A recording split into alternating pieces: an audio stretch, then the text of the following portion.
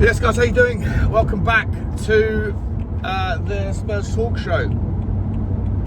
On the way back from Luton, and I've got to be entirely honest. I've had a really great day, but I've had a really, really terrible, genuinely a terrible insight into how unready we are. I know people are going to say, "Oh, don't worry, you know, it's pre-season." Liverpool lost to AC Milan today. Yeah, they lost to AC Milan. We couldn't create anything, not a thing, against Luton Town. And earlier on in the morning, I didn't get to see much of the game, but earlier on in the morning, you know, we drew 2-2 with Wycombe. It's not great, is it? It's not great. Like, it's not panic stations. It's not panic stations at all, guys, but I don't remember a single thing that was noteworthy about that game. I really don't. I thought, if I'm entirely honest, I thought Archie Gray was probably okay, quite creative, spraying some balls around. I thought Bissouma was okay. I thought Micky van der Ven didn't have a hell of a lot to do.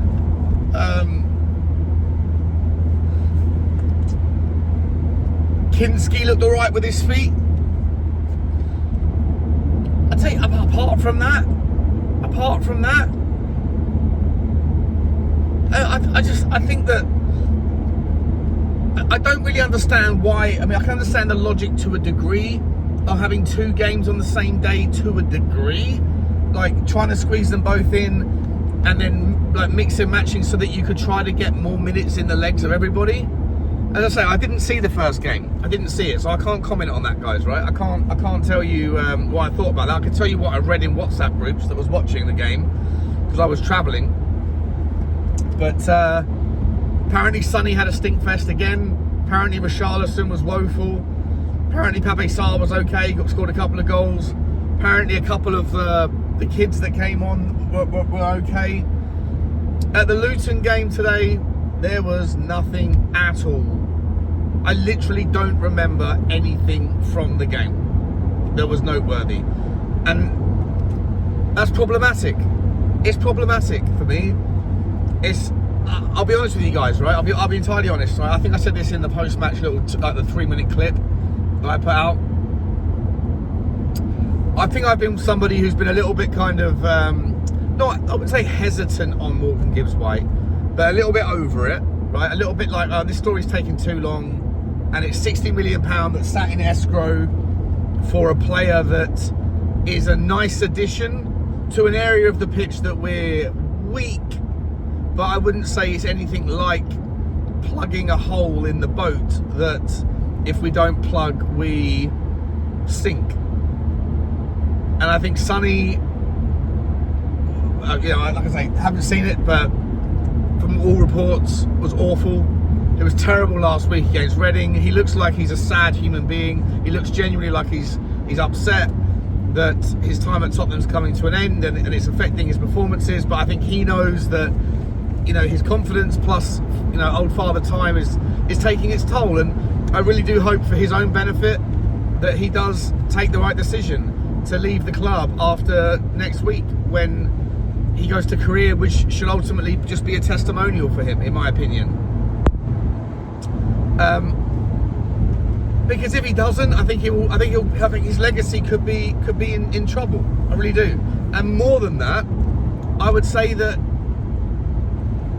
I think his legacy is already starting to edge away. I think people are already sort of starting to say the guy's done, he's finished. And so if he has too many more minutes with a Tottenham shirt on, I think it will start to become an indelible mark.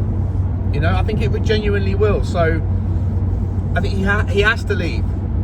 I saw Mathys Tel today. You know, I'm excited about him. I think he's got a good player. I think there's a good player in there that I'm hoping will be coached into better things. But I didn't see anything from him today. Nothing.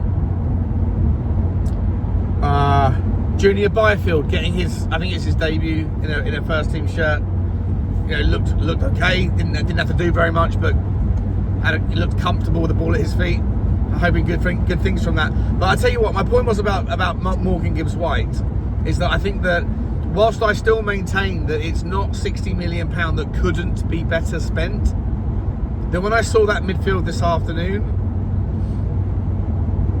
look, it is a friendly. It's largely irrelevant. Tottenham have never really done very well in friendlies. Like, we've never been spectacular, and then the season has never depended on our pre-season form ever. So that's the context in which I think we have to consider and remember. But at the same time, I would say I think I might have to rehash my opinion a little bit on Morgan Gibbs White, because from what I've seen today and what I heard about in the first friendly, the midfield certainly needs a bit more oomph. You know, it certainly needs more. But I still maintain that it's not the correct spend, or not the correct priority. That the kind of the pecking order of priorities has been misplaced here, and we've let 2 weeks go by. 2 weeks of a 10-week window, a 9-week window, where we are, or maybe a bit more than that, 12-week window, whatever it is, where we are waiting around for something to materialise with regards to Morgan Gibbs White. Now, for what it's worth, guys, a little bit of okay, I'm not someone who knows anything. Remember this, I'm not someone that knows anything. But I spent the day today with a guy who knows a thing or two about a thing or two, and he knows a lot of people. He's been around the Tottenham space for a long time, and I bumped into a guy after the show, after the on the walk back, who knows a lot of people at Tottenham as well, and they both said to me categorically that Morgan Gibbs White is done. It's happening. I said, how sure are you? They said 100%. 100% Morgan Gibbs White is done. And I said, so there's no chance that you're just like listening to someone who's trying to. There's a lot of ITKs out right now, and they said no, it's done. It's a 100% happening. And so, as long as if that's the case, great. If it's not, I don't know anything. I'm just letting you know. I'm just letting you know. But that was the story that I heard from two people that are like, they are like sort of almost faces, if you like, around the Tottenham sort of scene, and they know people that are close to the club. So I'll lean into it for the sake of the argument and say, okay, cool. It has to happen soon, though. It really does have to happen in the next sort of 48 hours, so that he can get away and go on pre-season tour, and then we can see what that squad looks like with him in it. Because I think the midfield today was just AWOL, absent without leave. You know, there was nothing, there was no bite, there was no tenacity. I really didn't appreciate the fact that I know that Jamie Donnelly was filling in for Destiny Udogie, who took a knock or was sick or whatever it was that was a reason why he wasn't there playing, and Jamie Donnelly stepped in at left back. You know, and then Bissouma had to sort of play a little bit out of position to cover him, and Donnelly was cutting in a little bit more. It all looked awkward, it all looked off.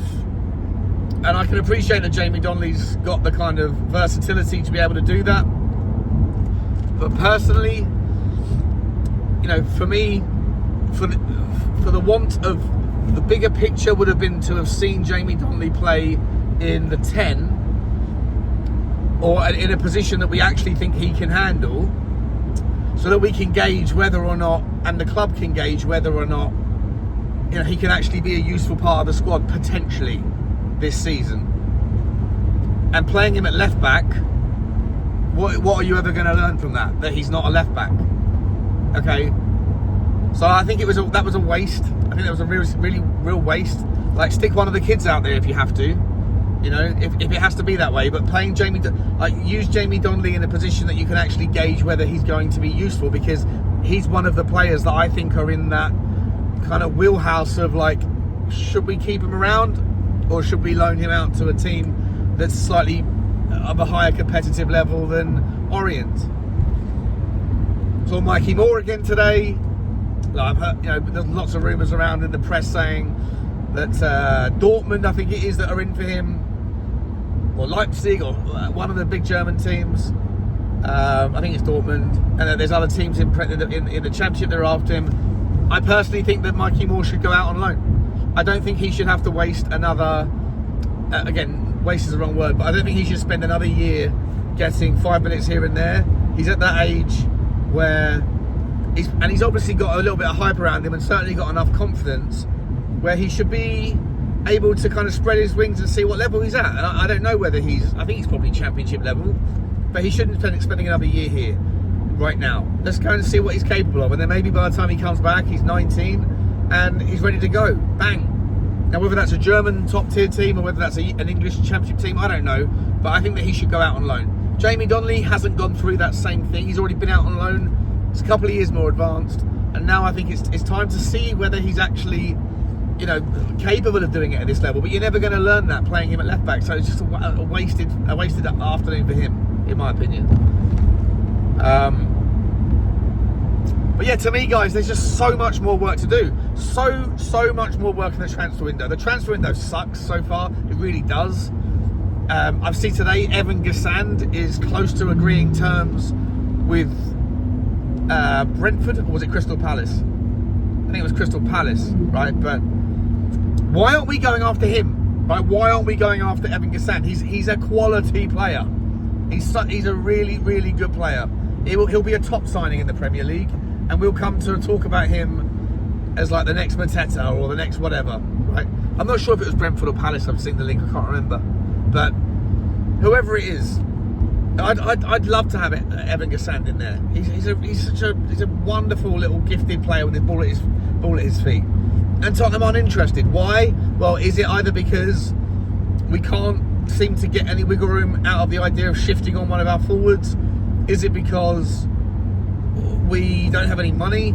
Or is it because we're currently cop blocking ourselves by this delay in Morgan Gibbs White? And the fact that once Gibbs White's done as a homegrown, he can come in, no problem. But then from the foreign quota, you can't bring in a Gassand until you get rid of a Richalison, or you can't get rid of a Gassand until you bring in you can't bring in a Gassand until you bring in a Sonny or whatever.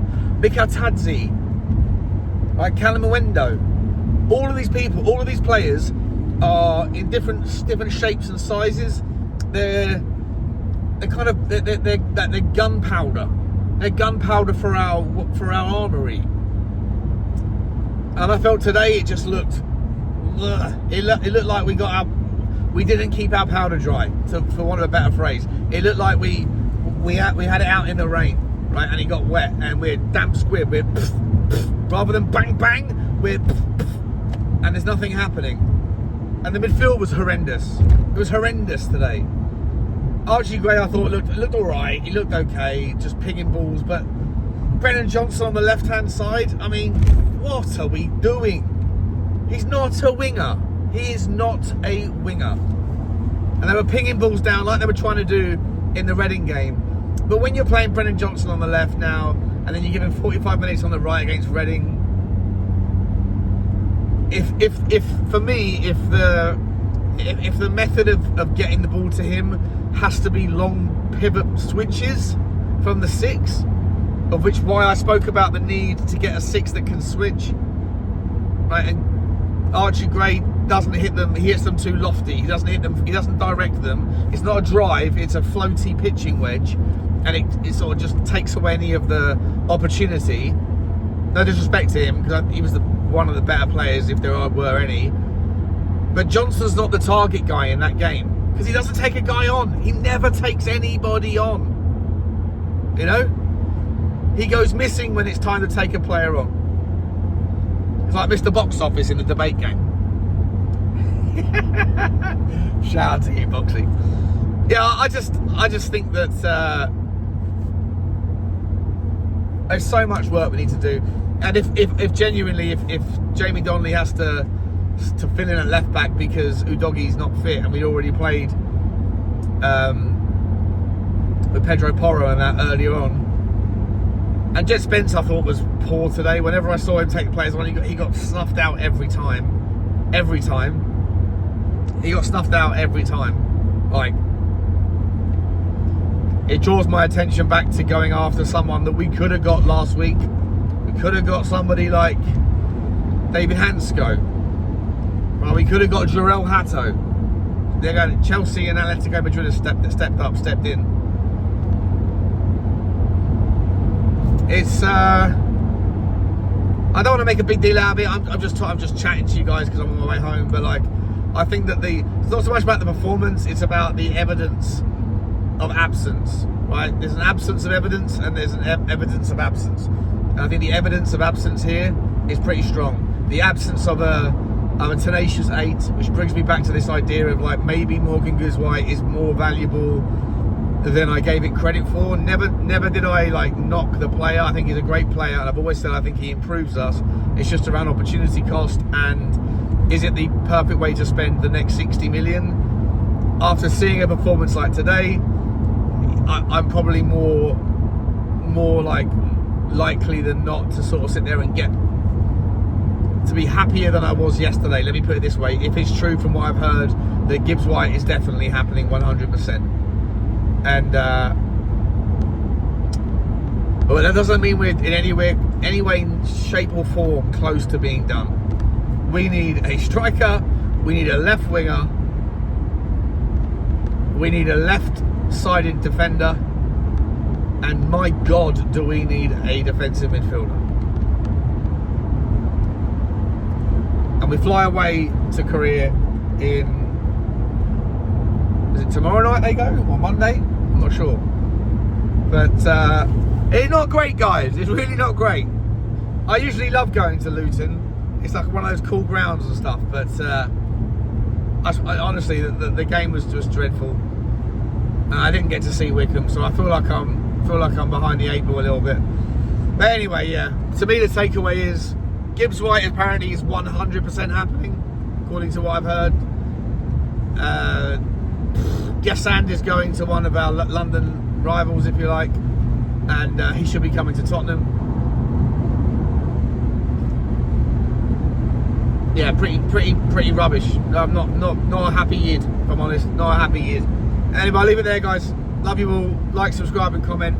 And if you enjoy this stuff, you can find it on audio platforms as well. I appreciate all of you dialing in. Let me know your thoughts. Like, subscribe, and comment. And as always, bye.